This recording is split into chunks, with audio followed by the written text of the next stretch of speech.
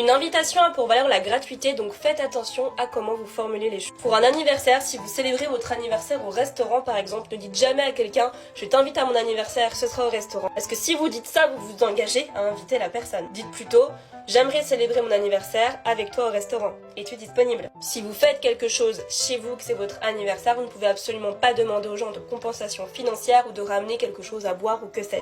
En réalité, dans les faits, et parce que c'est la crise, ce qui se passe en général quand on fait une soirée chez soi et qu'on est jeune, c'est qu'on demande aux gens de ramener l'alcool, c'est quelque chose qui se fait, c'est l'usage, et si vous ne le demandez pas, de toute façon vos proches vous le demanderont. L'usage est quand même d'attendre qu'on vous demande. Normalement, la personne n'a rien à apporter, à part si vous organisez quelque chose pour tout le monde.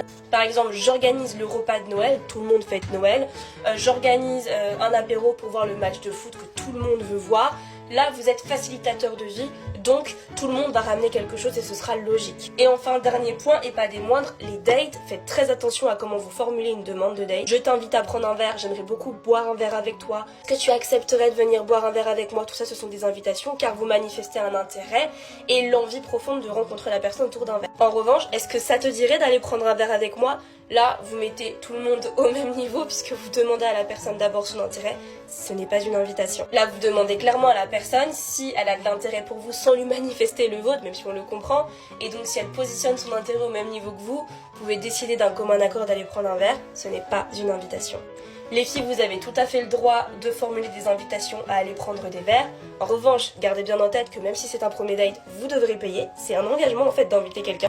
Après, en général, si vous datez un homme qui est gentleman et que vous lui plaisez, comme il est gentleman, il voudra entamer un processus de galanterie avec vous, donc sûrement qu'à la fin, il vous invitera. S'il ne le fait pas, c'est sûrement que vous ne lui plaisez pas s'il est gentleman.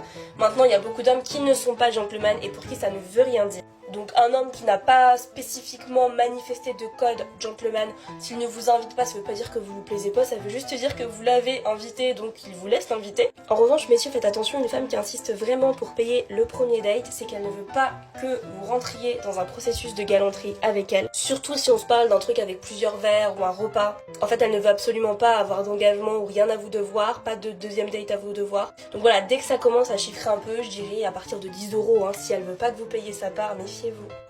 C'est que ça sent mauvais. Donc voilà, et les filles, c'est super important d'avoir l'intelligence d'esprit quand vous savez en fait que c'est mort dès la fin du date. Payez votre part, vraiment. C'est un signal qui ne trompe pas, ça coupera toute ambiguïté. Allez, bisous!